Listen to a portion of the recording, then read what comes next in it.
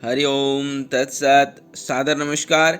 योग परिचय में आज हम लोग देखेंगे योग का उद्देश्य और योग का महत्व।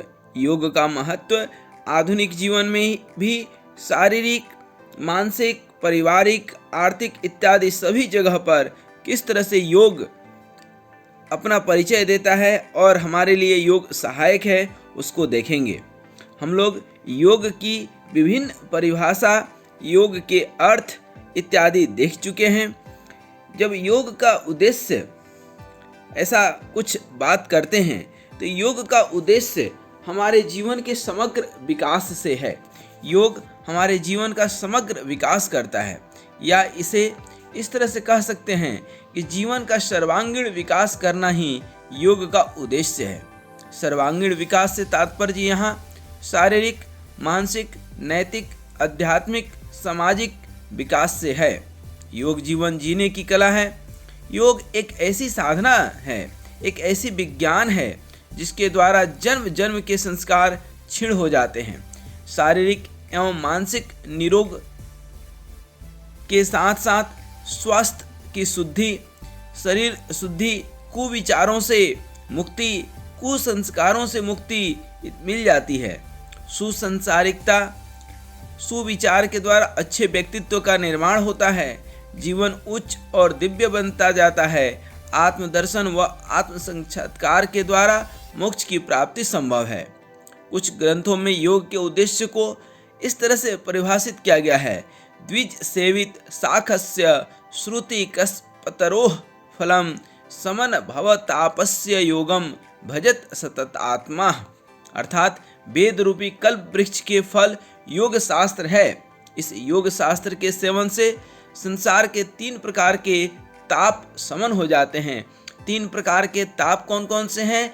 दैहिक, दैविक और भौतिक, जिसको हम लोग आगे देखेंगे। शिव संहिता में भी इसी प्रकार वर्णित है। यस्मिन् ज्ञाते सर्वमिदं ज्ञातं भवति निश्चितं तस्मिन् परिश्रमः कार्यं किमन्य छास्य भावितम। जिसके जानने से यह संसार जाना जाता है, ऐसे योग शास्त्र को जानने के लिए परिश्रम करना चाहिए। अन्य शास्त्रों को जानने का प्रयोजन फिर भी कुछ नहीं रह जाता है, क्योंकि सारे के सारे प्रयोजन इस योग शास्त्र के अंदर समाहित है। योग अध्ययन का मुख्य उद्देश्य ऐसे व्यक्ति से व्यक्तित्व का निर्माण करना है, ऐसे योगियों और ईश्वर के भक्तों का निर्माण करना है जिनका भावनात्मक स्तर दिव्य मानवता से, दिव्य योजनाओं से, दिव्य आकांक्षाओं से उमंगित हो। वे सामान्य साधारण मनुष्य की तुलना में कहीं अधिक उत्कृष्ट और समर्थ होते हैं। ऐसे व्यक्तियों की कार्य क्षमता उच्च स्तर की होकर जीवन दिव्य और उच्च हो जाता है। योग विद्या के अलग अलग विषयों पर देखें। यदि हम अष्टांग योग के अंतर्गत देखें तो हम पाते हैं कि महर्षि पतंजलि ने अष्टांग योग के द्वारा शरीर शुद्धि के साथ साथ चरित्र की शुद्धि का उपाय बताया है। अष्टांग योग का उद्देश्य चरित्र की शुद्धि कर स्थूल शरीर के विकर्षणों को दूर करना है। यम नियम हमारे व्यवहार को, चरित्र को शुद्ध, सात्विक और निर्मल बनाते हैं। व्यवहार शुद्ध हुए बिना किसी भी साधना में प्रवृत्त नहीं हो सकते हैं और मनुष्य का सर्वांगीण विकास नहीं हो सकता है। तब शारीरिक स्वास्थ्य की प्राप्ति की जा सकती है। चारित्रिक स्वास्थ्य यम नियम का मूल उद्देश्य है और शारीरिक स्वास्थ्य आसन प्राणायाम का मूल उद्देश्य है। प्रत्याहार का मूल उद्देश्य जीवन में संयम और संयमित जीवन शैली प्रत्याहार द्वारा ही किया जा सकता है। प्रत्याहार अर्थात अपने इंद्रियों को अपने बस में रखना। धारणा ध्यान समाधि का उद्देश्य मानसिक स्वास्थ्य की प्राप्ति है। धारणा द्वारा चित्त का बिखराव, भटकाव इत्यादि को रोककर एक विशेष स्थान पर लगाना और अपने अपने नियम लक्ष्य पर ध्यान केंद्रित करना ध्यान का उद्देश्य है। और समाधि ध्यान की उत्कृष्ट अवस्था है जिसके द्वारा आत्म साक्षात्कार प्राप्त किया जा सकता है। समाधि की उच्चतम अवस्था में परमात्मा का साक्षात्कार किया जा सकता है। समाधि का उद्देश्य मोक्ष की प्राप्ति है, जो कि मनुष्य मात्र का परम लक्ष्य है। महर्षि पतंजलि कृत योग सूत्र में वर्णित क्रिया योग पर दृष्टि करें तो क्रिया योग का उद्देश्य कर्म योग, भक्ति योग तथा ज्ञान योग की प्राप्ति है। तप को अपनाकर कर्म करने की प्रवृत्ति होती है। मनुष्य कर्म योगी बनता है और स्वाध्याय का उद्देश्य है ज्ञान की प्राप्ति और ईश्वर प्राणिधान का उद्देश्य है भक्ति की प्राप्ति। इस प्रकार कर्म, ज्ञान, भक्ति का समन्वय मनुष्य के लिए आवश्यक है, जो कि मनुष्य जीवन को उच्च और दिव्य बनाता है। क्रिया योग का उद्देश्य क्लेशों जो कि मनुष्य जीवन में कलुषता लाते हैं, दुख देते हैं, उन क्लेशों को छीनकर सर्वांगीण विकास करना, यह योग का उद्देश्य है।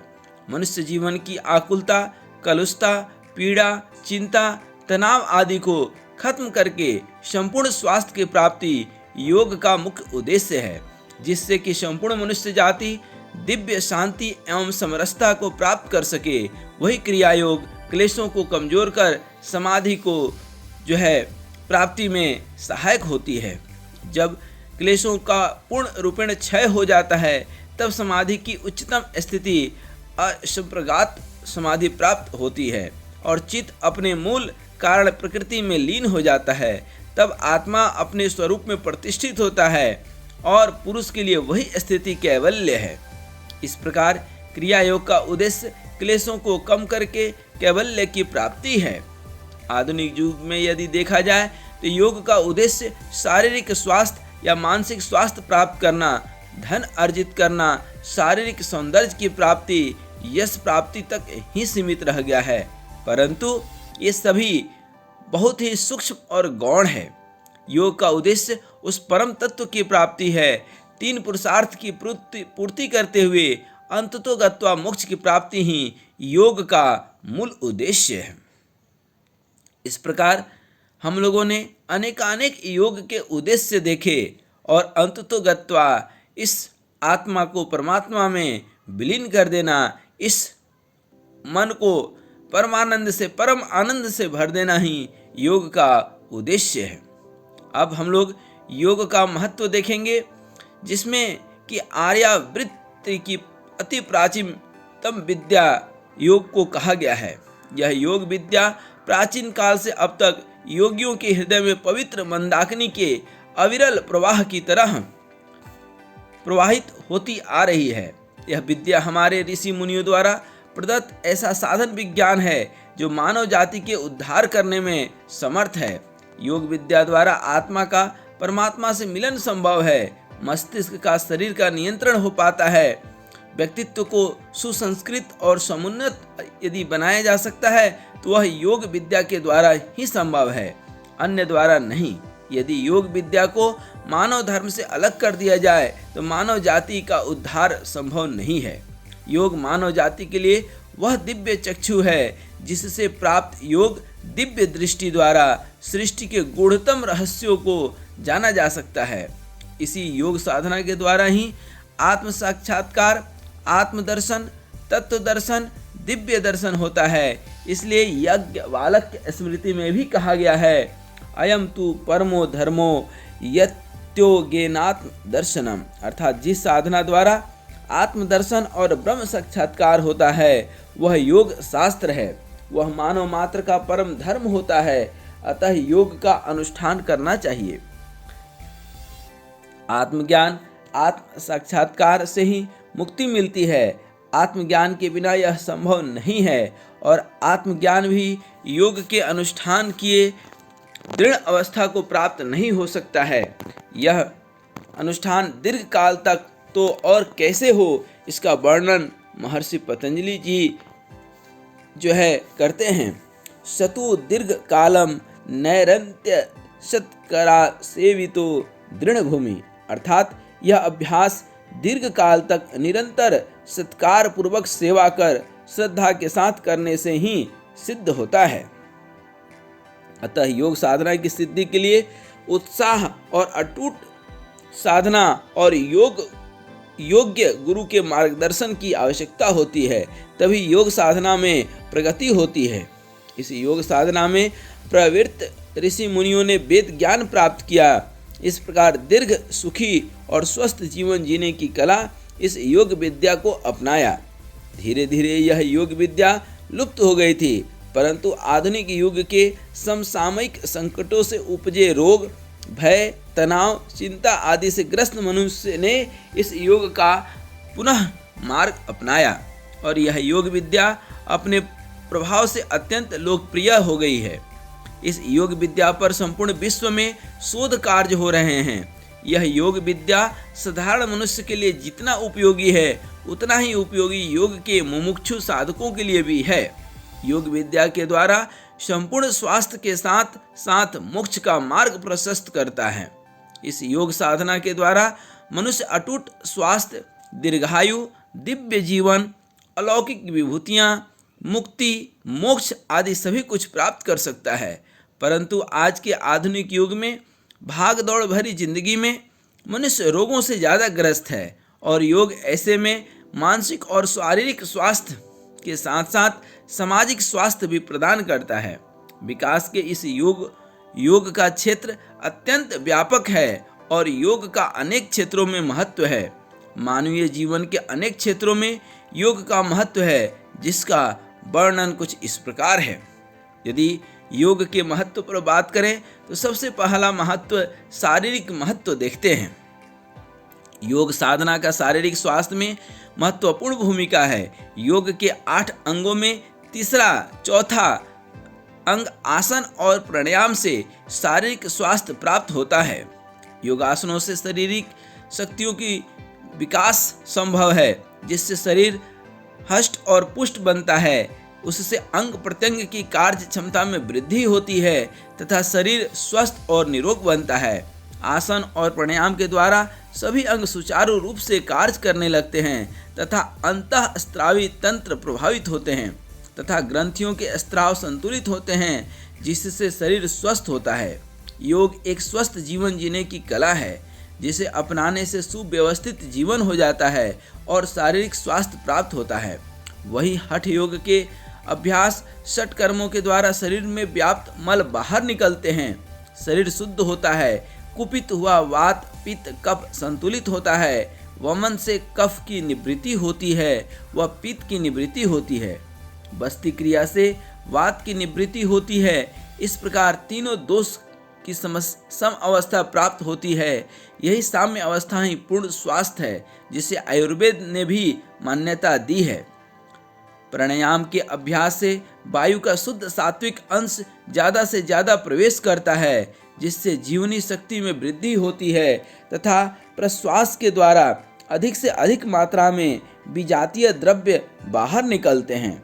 रक्त शुद्ध होता है तथा मन एकाग्र तथा शरीर को स्थिरता प्रदान करता है।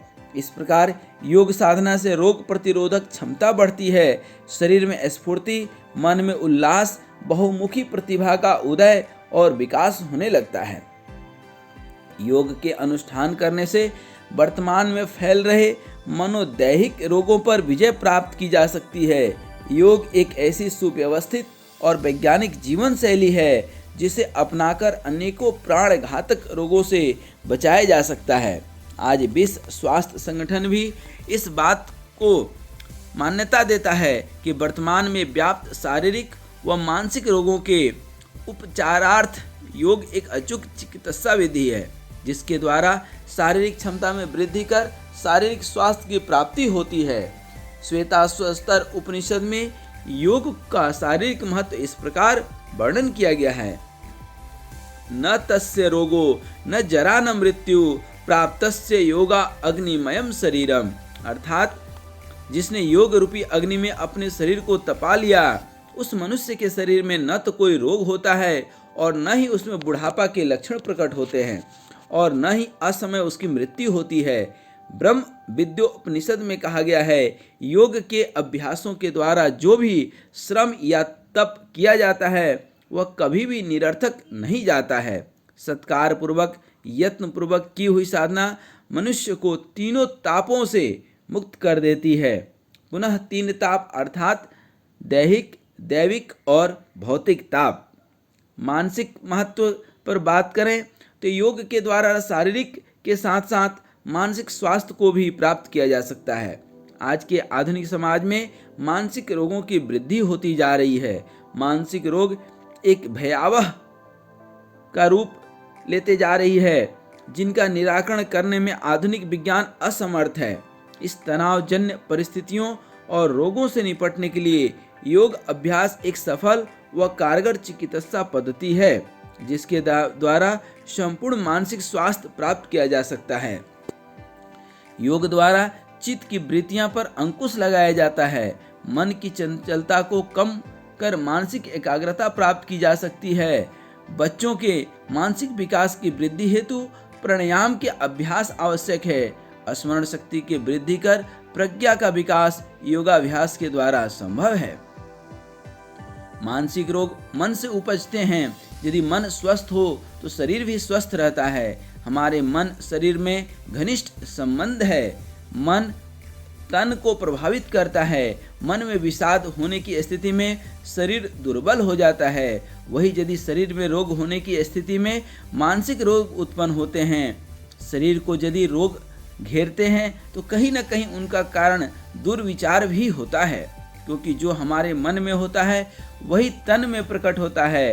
तीव्र भावावेश, कटुता, घृणा, द्वेष, चिंता, ईर्ष्या और क्रोध के आवेश से मनुष्य शरीर की ग्रंथियों से होने वाले स्त्राव अर्थात हार्मोन सिक्रेशन का संतुलन बिगड़ जाता है, जिससे कि कई रोग उत्पन्न होते हैं। क्रोध के तीव्र आवेश शरीर के लिए विशेष हानिकारक होते हैं, जिससे रक्त में विषैले रासायनिक पदार्थ उत्पन्न होते हैं, जिससे मनुष्य की शक्ति और ओज का ह्रास होता है, अर्थात जो है उसकी शक्ति का नाश होता है और अनेकों रोगों के साथ साथ असामयिक ही वृद्धावस्था आने लगती है।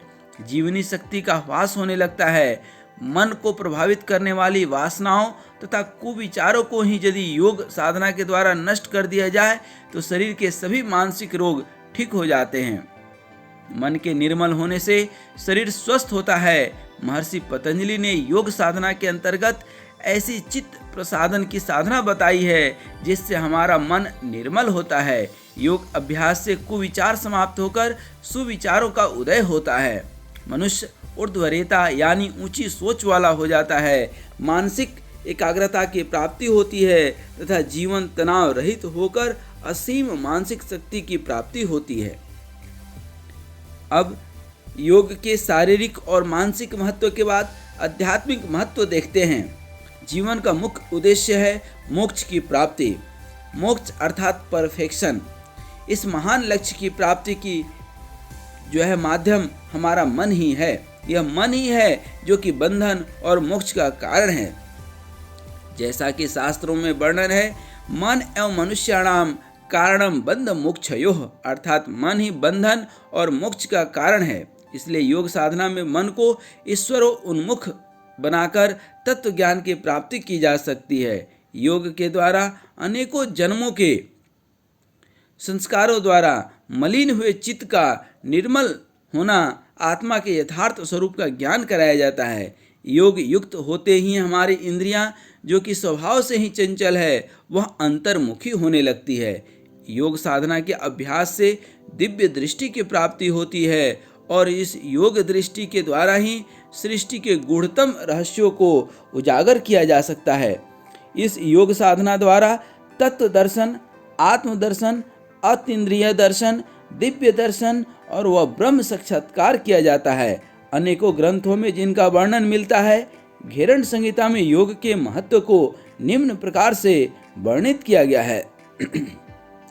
अभ्यासात् कदिष्णाम यथा शास्त्राणि बोधित तथा योगम समासाद्य तत्व ज्ञानम च लभ्यते, अर्थात जिस प्रकार क ख अक्षर आरंभ कर अभ्यास करते करते शास्त्र का विद्वान बन जाता है व्यक्ति, उसी प्रकार योग का अभ्यास करते करते तत्व ज्ञान प्राप्त हो जाता है। योग वस्तुतः पुरुषार्थ चतुष्टय की प्राप्ति का साधन है। मोक्ष पद को प्राप्त करने का श्रेष्ठ एवं सर्वोत्तम साधन है, ऐसा शास्त्रों के द्वारा सिद्ध हो चुका है। योग का अपना पारिवारिक महत्व भी है। परिवार समाज की एक छोटी सी इकाई है। व्यक्ति के विकास की नींव एक परिवार से ही होती है। परिवार निर्माण एक ऐसी विशिष्ट साधना है जिससे विश्वास, श्रद्धा, त्याग, संयम, तपस्या आदि प्रतिभा का परिचय देना पड़ता है। लोभ, मोह, अहंकार का त्याग कर संतोषी, विनम्र और विवेकशील होकर अपने कर्तव्य कर्मों को निभाते हुए योग पथ पर चलता है। आदर्श सद्गृहस्थ वही है।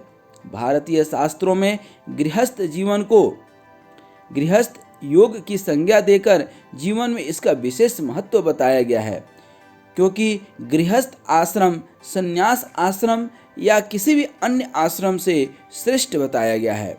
परंतु वर्तमान समाज में एकल परिवारों का बढ़ता चलन तथा पाश्चात्य सभ्यता संस्कृति के अंधाधुंध प्रयोग से अनेकों समस्याओं का जन्म हुआ है, जिससे नैतिक मूल्यों का ह्रास हो गया है। सुसंस्कृत परिवार की जगह उत्श्रृंखल और असंगठित परिवार तथा अनैतिक आचरण देखने को मिल रहा है। इन सभी समस्याओं का समाधान योग में निहित है। योग के अंतर्गत अष्टांग योग, यम और नियम हमारे व्यवहारिक पक्ष की शुद्धि करते हैं, हमारा व्यवहार निर्मल बनाते हैं। योग युक्त जीवन जीने की कला से मनुष्य एक अच्छे परिवार की रचना कर सकता है, क्योंकि योग के अंतर्गत जितनी साधना पद्धतियां हैं उनके द्वारा सुझाए गए प्रेम, शांति, सहयोग, धैर्य, संयम, सहिष्णुता, साधना तथा सत्कर्म के मार्ग से ही जीवन सुखमय, उच्च और दिव्य बनाया जा सकता है। स्वार्थपरता और भौतिक सुखों की प्राप्त करने की चाह को सत्य, अहिंसा, अस्तेय, अपरिग्रह के द्वारा नियमित किया जा सकता है। यम, नियम व अनुशासित जीवन पद्धति को अपनाकर पारिवारिक उन्नति की जा सकती है। इस प्रकार परिवार को कुसंस्कारों से मुक्ति तथा सुसंस्कारित तथा श्रेष्ठ जीवन योग द्वारा ही बनाया जा सकता है। अब योग के सामाजिक महत्व भी देखें तो किसी भी समाज के उत्थान और वह स्वस्थ और सुसंस्कारित परिवार की अहम भूमिका होती है। स्वस्थ एवं सुसंस्कारित परिवार से ही एक आदर्श समाज की स्थापना होती है। इस आदर्श समाज की स्थापना में योग की भूमिका महत्वपूर्ण है। योग मनुष्य को शारीरिक व मानसिक रूप से स्वस्थ बनाता है और एक स्वस्थ व्यक्ति ही स्वस्थ समाज का निर्माण कर सकता है। आधुनिक समाज में मनुष्य धन कमाने तथा भौतिक संसाधनों को बटोरने तथा विलासितापूर्ण जीवन बिताने में व्यस्त है। प्रतिस्पर्धा व उच्चतम चाह के लिए वह अनैतिक कार्यों को करता जा रहा है। नकारात्मक चिंतन को प्रश्रय मिल रहा है, जिससे सामाजिक कुरीतियों या बुराइयों को बढ़ावा मिल रहा है। नकारात्मक चिंतन से अनेकों शारीरिक व मानसिक रोग उत्पन्न होते हैं। योग के अंतर्गत प्राणायाम का व आसनों का अभ्यास शारीरिक व मानसिक रोगों का निवारण कर ऊर्ध्वरेता यानी कि ऊंची सोच वाला हो जाता है। विचार उच्च हो जाता है, जिसका सीधा प्रभाव समाज पर पड़ता है। ज्ञान योग, कर्म योग, भक्ति योग जैसे साधन हमारे समाज पर सीधा प्रभाव डालते हैं।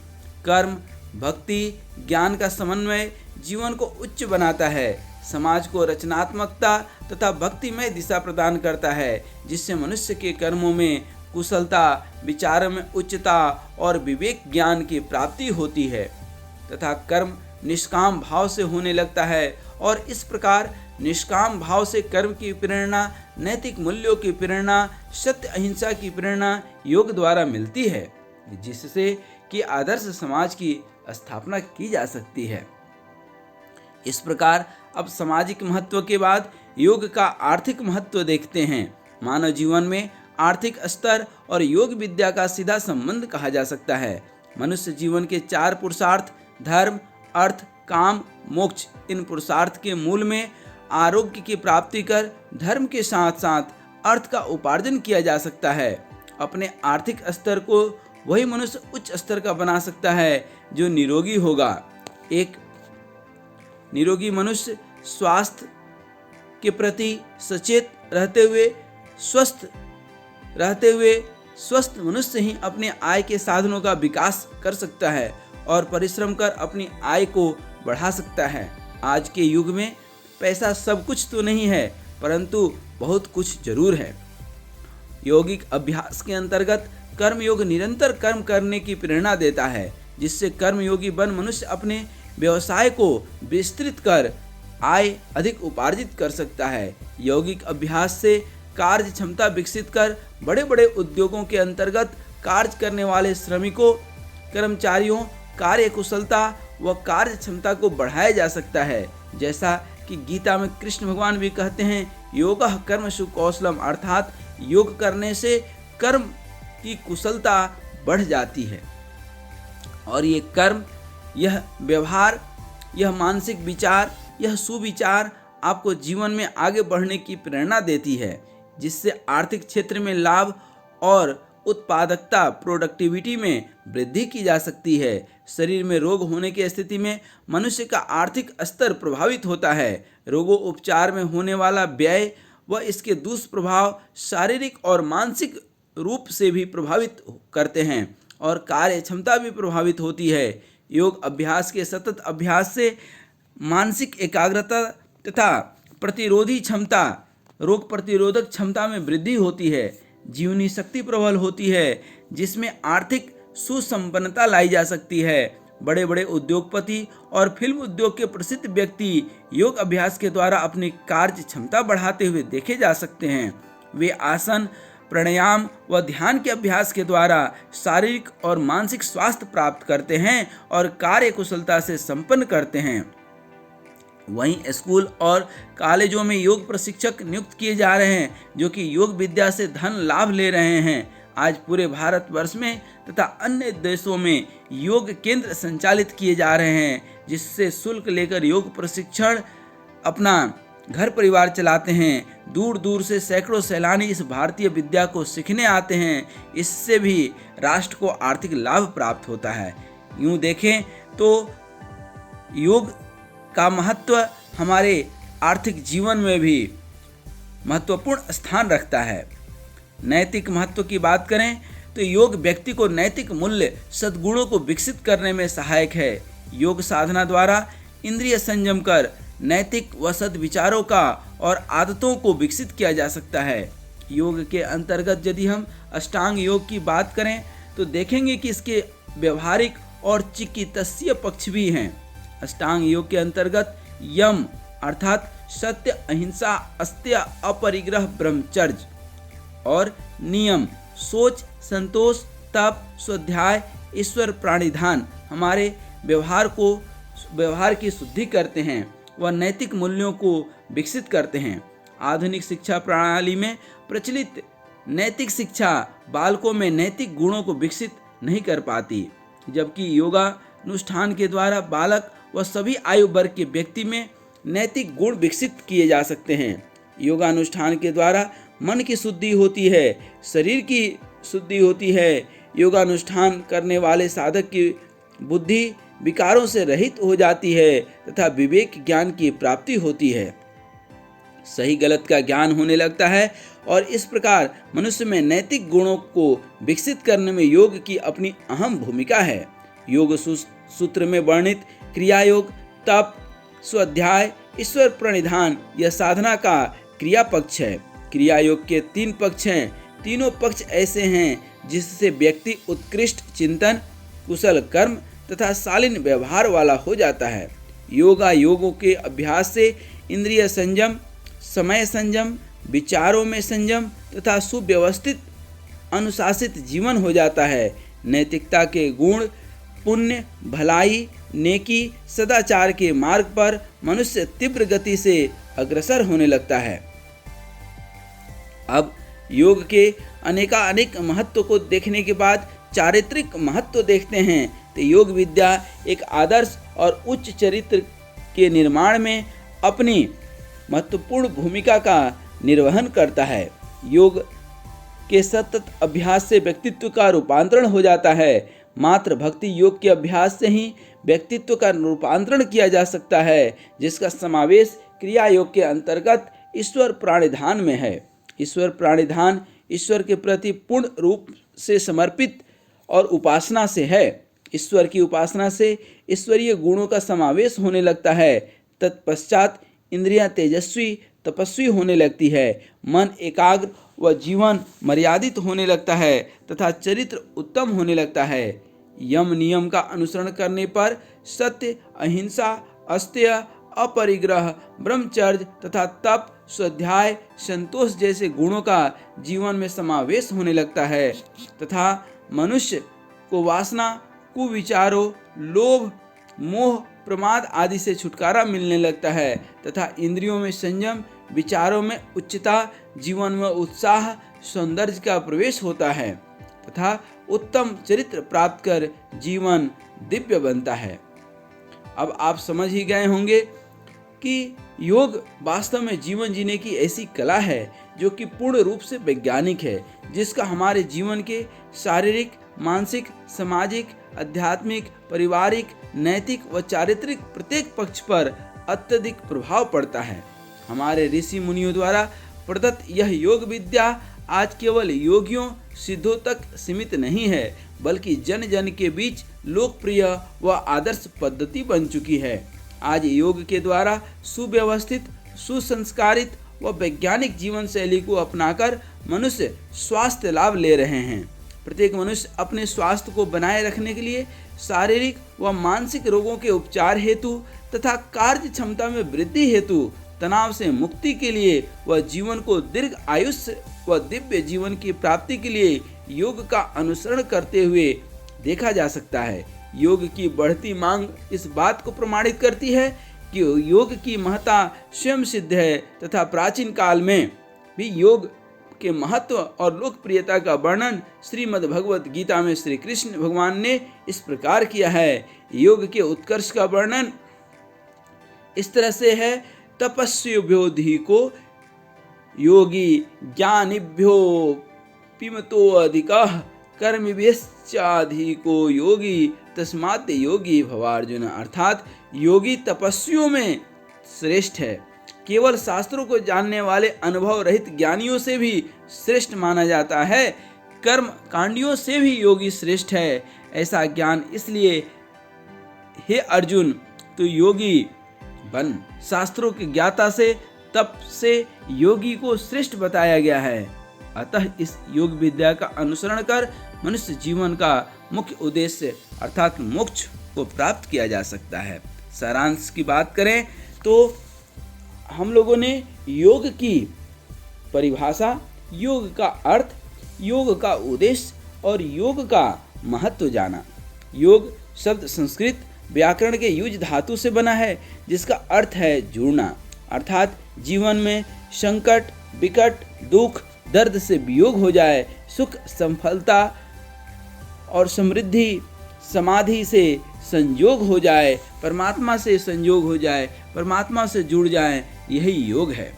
जुड़ना एक ऐसी विद्या से जाना जाता है जिससे कि मनुष्य जीवन का सर्वांगीण विकास हो तथा वह ब्रह्म विद्या की प्राप्ति या समाधि की प्राप्ति के लिए अग्रसारित हो सके। योग को महर्षि पतंजलि ने परिभाषित किया है, चित्त वृत्ति निरोध के रूप में चित्त वृत्ति के सर्वथा अभाव की स्थिति ही कैवल्य की स्थिति है। वेदों में, पुराणों में योग की महिमा का गुणगान किया है। वही श्री कृष्ण ने श्रीमद् भगवत गीता में कर्मों की कुशलता के रूप में परिभाषित किया है। इस प्रकार यह योग विद्या प्राचीन ग्रंथों में महत्वपूर्ण अंग माना गया है। अब इसके बाद योग क्या है, योग का अर्थ क्या है, योग को किस प्रकार अनेक ग्रंथों में परिभाषित किया गया है। योग विद्या जीवन जीने की ऐसी कला है जिसमें मनुष्य अपने जन्म जन्मांतरों के कर्म संस्कार का क्षय करके अपना सर्वांगीण विकास कर मोक्ष का अधिकारी बन सकता है। इस प्रकार हम लोगों ने योग अध्ययन के बाद योग का अनेक उद्देश्य और योग का महत्व समझ चुके हैं। इस योग विद्या अति प्राचीन भी है, अति नूतन है, सनातन भी है, नूतन भी है, अर्थात जो है आधुनिक भी है और पौराणिक भी है। इसका सभी तरह से महत्व है। अर्थात जीवन में योग का महत्व, योग का उद्देश्य और योग की परिभाषा और योग का अर्थ जान करके अपने जीवन में योग करके, क्योंकि योग जो है यह एक ज्ञान है, लेकिन इसको जीवन में उतारना, आसन, प्राणायाम, प्रत्याहार, इत्यादि का अभ्यास करने से ही हमारा जीवन सुसंस्कृत और जो है महान बन सकता है। यह संयमित जीवन शैली अपना करके और भावपूर्ण जीने से ही हमारा जीवन श्रेष्ठ बन सकता है और योग का उद्देश्य पूरा हो सकता है। आज यहीं तक, फिर हम लोग किसी नए अध्याय में नए विषय को लेकर के चर्चा करेंगे। हरिओम, नमस्कार।